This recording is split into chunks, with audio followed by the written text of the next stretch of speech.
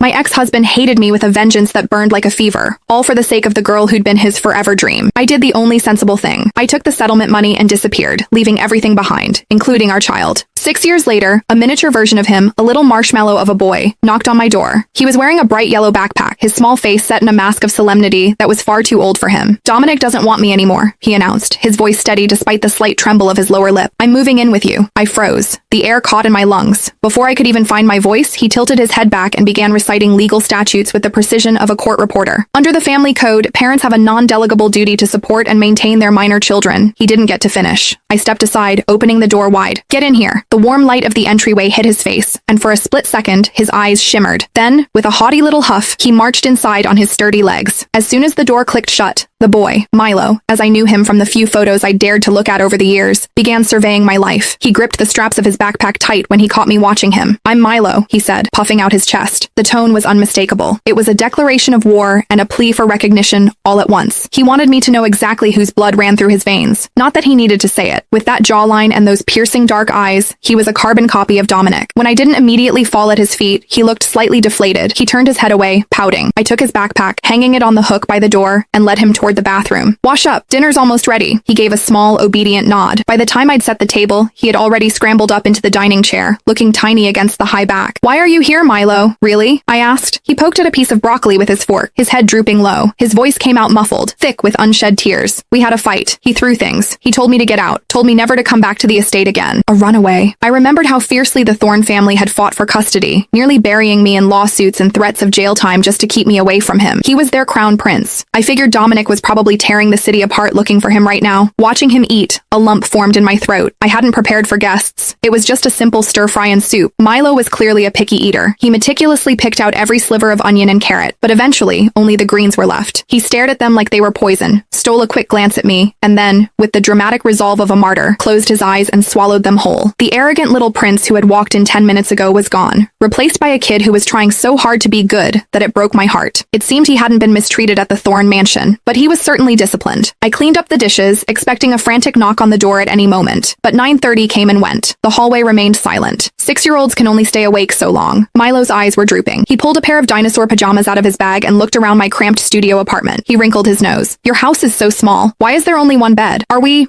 sharing?" he asked, a hint of apprehension in his voice. I glanced at the clock, wondering where the hell Dominic was. I sighed and nodded. "Yeah, we'll make it work for tonight." I expected a tantrum. Compared to the Thorne estate, this place was a glorified closet. Instead, Milo just bit his lip, a flash of something that looked suspiciously like relief crossing his face. He scrubbed his face,